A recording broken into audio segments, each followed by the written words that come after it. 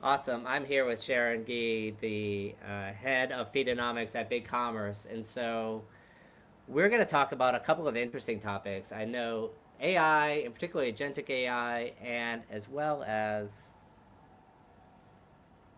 tariffs. Everyone's it seems to be the topic on everyone's mind. Welcome, Sharon. Thank you so much, Rick.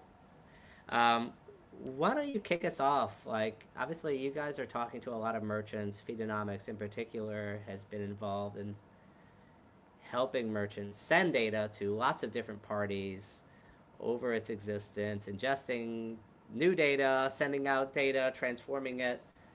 AI is a little bit different than the average website. So, like, how do you guys think about agentic AI, and what are you seeing even outside of the, your company purview itself?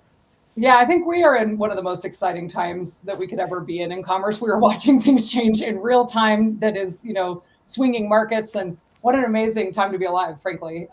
So when we think about AI as it relates specifically for use cases in commerce, I think what's very obvious is, companies like Google and Amazon and others have been applying AI models towards the data that they have in order to increase results, whether those results are better advertising spend for the people who are buying ads or better GMV sell through for the Right. products that they're selling, whether that's first party or third party. You can talk about the pros and cons associated with that for a long time. But the AIs that they've been using has always been underpinned by what data can they get. And so, Right.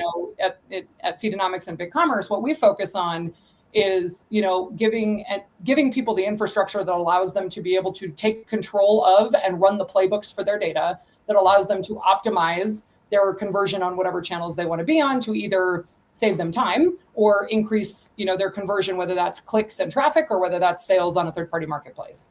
And so that underlying catalog data, whether it's your title or your description or otherwise, has always been images, videos, Mm-hmm. all of the various different attributes of a product, has Yep. always been the fruits and vegetables that you feed to the AI to deliver you a relevant search result, right? So Right. Google's been in the search relevancy game forever, like as Yep. long as we've had online SEO and search, right?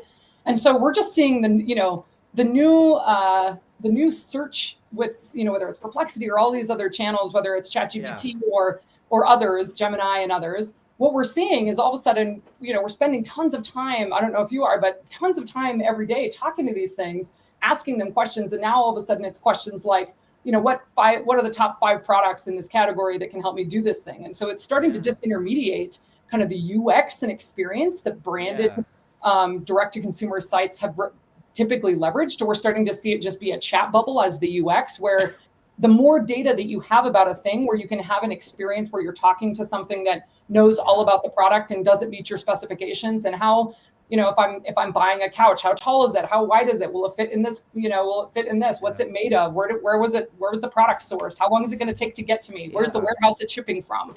That kind of information is what an AI and an is going to need to be able to communicate to deliver relevant search results. And so when Right. we think about agentic AI, what's really interesting to me is we're now going to need to be building the web API first in order to be able to have all of these AI agents communicate with each other effectively with data that the brand or their retailer has blessed and said, yes, this is the quality data I want you to use, because it's scraping and pulling data from all Yeah. over the place. So you And bring up an interesting yeah, point. Like, yeah, you open up your data, which is great. The terms of use is a different question, however. yeah, And so it seems to me in the last 20 years, you understand what Google is and what they're about and what their mission is. You understand what Amazon is and who their mission is. And sometimes it's good for the merchant and sometimes it's not so good for the merchant because they have their own goals and motivation. Now you have these new organizations, Anthropic, OpenAI, Gemini is, obviously part of Google. Eventually this is going to end up in an ad world. Like, I think everyone knows that. But in the meantime, is this agentic AI world, let's take the consumer out of it. Let's focus on merchants. All good for a brand, all bad for a brand, or somewhere in the middle. I think like everything, it's pros and cons. Anytime a new technology comes out, everybody, oh no, new technology, it's going to ruin this, this, and this. And we all jump to the fear piece. And then we all say, wait, but the speed at which it allows me to do this is really amazing. And so there's an Yeah. interest, like let's name some of those pros and cons. if you own your data and you share it and have control over it, currently, if you're publishing it to channels, you know how it shows up and you can optimize that experience. If you're sending it or including it, or let's say, for example, you work with an e-commerce platform that has already done a partnership where you've already given the e-commerce platform the rights to take your data and send it to Perplexity, all of a sudden you've disintermediated your ability to maybe send the data that you would like to that talks about your own products to certain channels, and there's cons associated with that, right? So I think the speed at which it's going to be able to allow us to operate, and also the traffic that you would get, right? So that same partnership, obviously, the goal of that is get more eyeballs on these products and increase sell-through.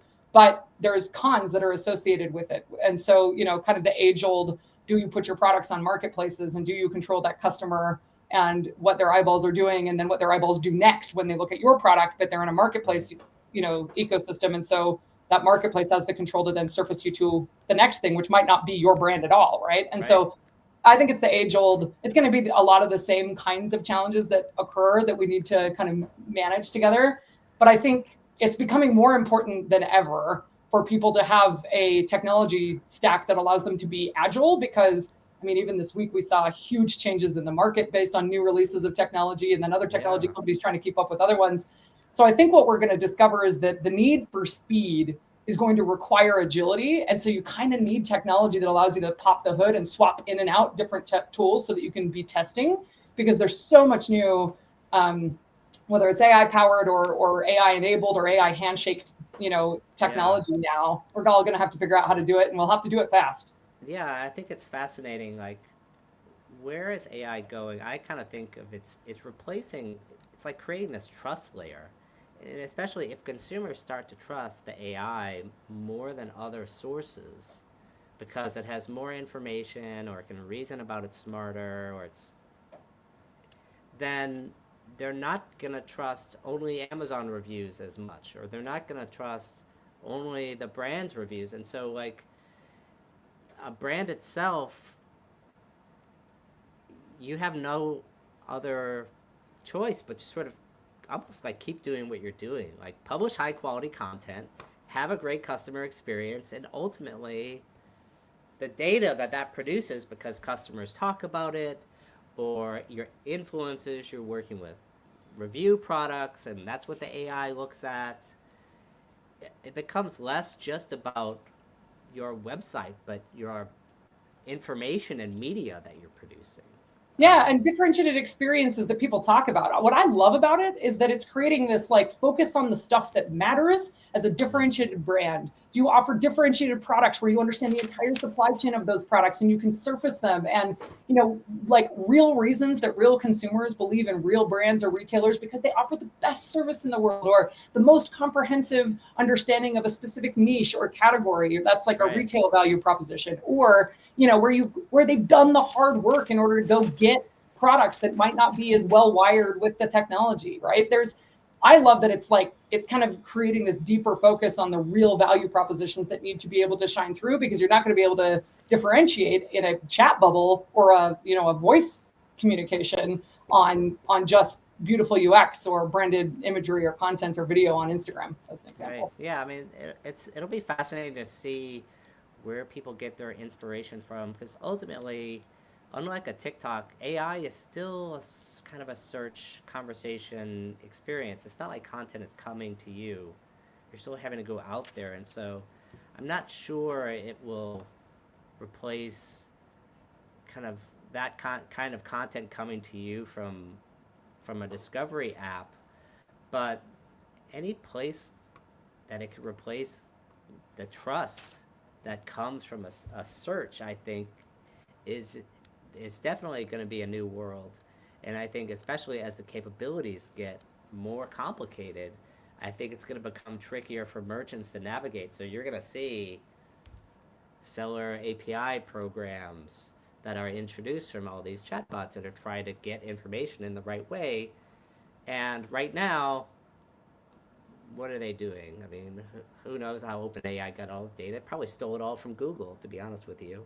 I can't speak to that. Right, but like it didn't, like no one gave this data to OpenAI. Like they just have it. It's like, so they got it somehow. So I guess the question is, do they come up with new programs similar to what Amazon has done, similar to what Google has done. Well, I think we're already To seeing some of that, right? Like if you do a yeah, chat GPT search for content on LinkedIn, you know that you can't get it as an example, right? And so there are these we are going to see the continued proliferation of the walled gardens where data is the new gold, right? It yeah, is, and whether it's the mint or whether it's the, you know, the refinery that is putting things together, there's all these processes that are going to be required in order to be able to mine and produce results with this data. And I think what we are really seeing is the best of the best merchants. You know, we work with about 30% of the Internet Retailer 1000. And what we've really discovered is the teams that they have built internally in order to invest in their underlying product catalog data that they can communicate to all of these channels is there's a huge difference between kind of people who are just getting online and turning on a store versus the people who are doing A/B testing with their data, who are joining margin data and profitability data and inventory disposition across locations into their feeds in order to be able to unlock things like next day badging on ads channels if you know that that product has inventory yeah, sitting in your Amazon MCF warehouse, for example. And so like these use cases where the people who understand the data and know how to put it to work are going to go so much faster. And so what we really see is actually a lot of people making big investments in what we call this like digital shelf.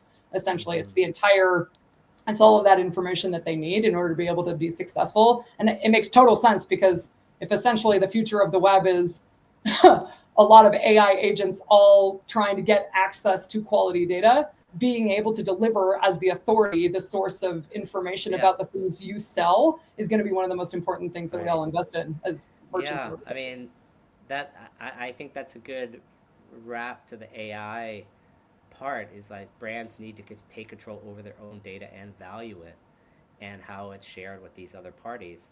Speaking of the digital shelf, it seems to me that some parts of the digital shelf or maybe the physical shelf could get more expensive with tariffs being placed on goods and retaliatory tariffs.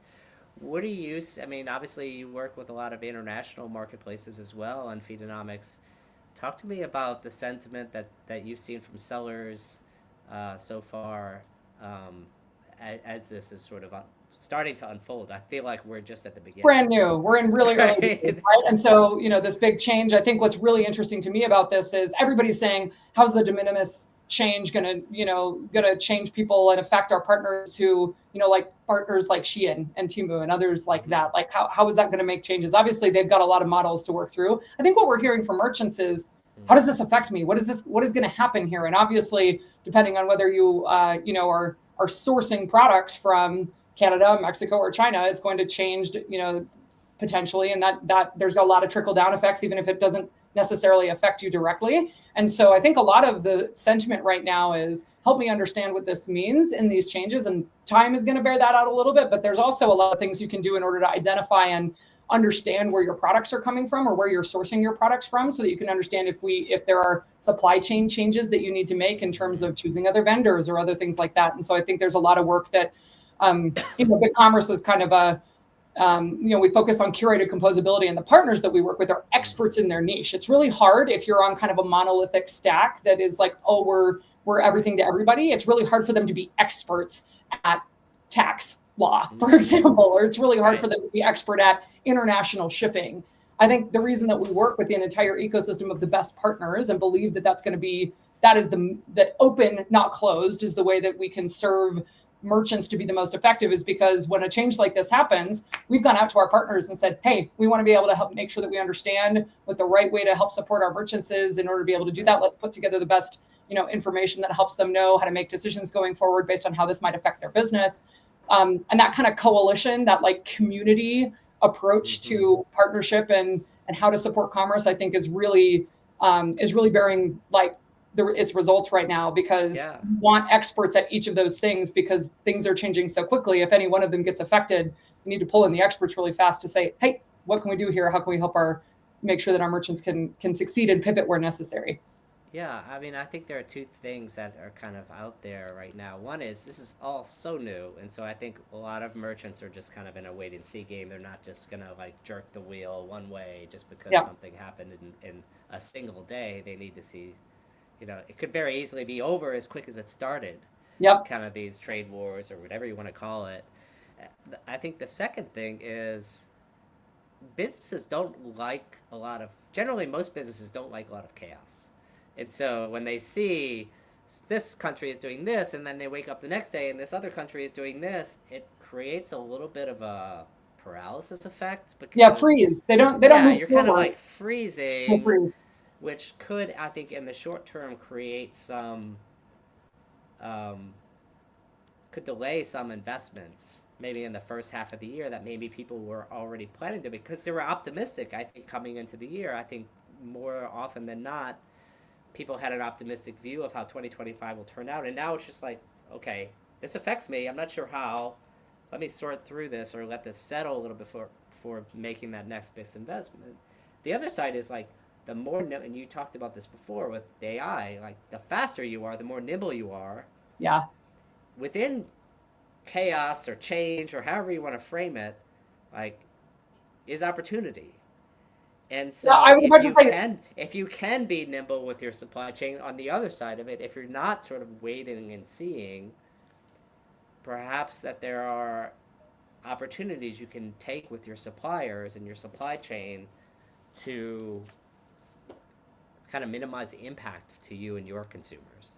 yeah, I think anytime there's a big change, there are the people who say, "Oh no," and the people who say, "Oh yes, go fast." Right. Right? It's the Right. opportunity where you have people who Exactly. and big organizations who historically, don't move quickly because of decision making Yeah. processes or otherwise, or because of legacy or monolith tech stacks where they're locked into a thing and they can't take advantage of the new thing because it's not allowed, right? Or it's not part of kind of Mm-hmm. the ethos of the monolith in order to be able to allow them to use that new technology that has just sprung up or to change that. I think that's where we really see and have focused for us. It's about how do you future proof your tech stack to be able Mm. to change as quickly as we know is going to be consistent, because I think we all know that the only thing that's constant is change. And I think that the speed at which we're going to see this, I don't think anybody who's paying attention thinks this is going to like go back to normal. Like, Right. we're all in it, and it's like I think Yeah. every single day I read more and I'm like, wow, I know nothing about this new world.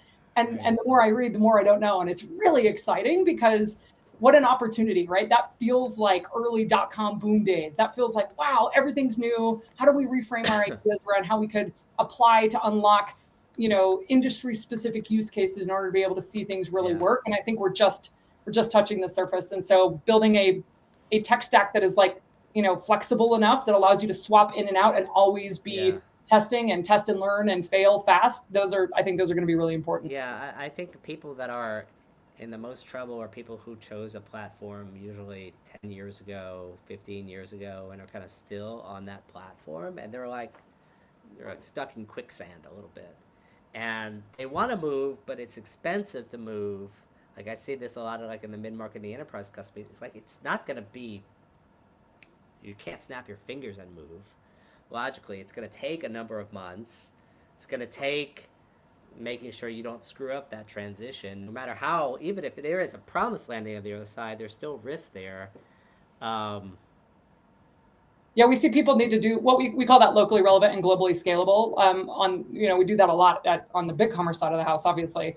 mhm. A lot of people will start and carve out like a test brand where they're like, okay, well, we're not going to risk Right. we're not going to risk the really, really big brand on this Yeah. experience that we don't know if it'll handle our scale or if we don't know it'll work, but they'll carve out a component of a test market. They'll get it to launch at speed, and they'll say, oh, that worked. And then you can kind of, Right. Right. roll it out fairly quickly. So that's an Yeah, I example think of like something we're seeing. testing and learning from those organizations, creating opportunities for them to evolve their infrastructure, particularly in the face of all this change, like change or die. I mean, that's Yep. kind of where we are in this world. And so I think this has been a good conversation to really like highlight the fact that we're in a world where 2025, like evolve or perish. Like um, that's where we are. And so I really appreciate the conversation, Sharon, and Yeah. Thanks for the always time. love talking to me. And definitely appreciate the support of our NRF event. It's good to see you out there and Travis out there. Happy to see Rob join the team as well, who's an old friend too. So Yeah. Good crew going. yeah, it's awesome. So appreciate it, and See you soon. thanks a lot.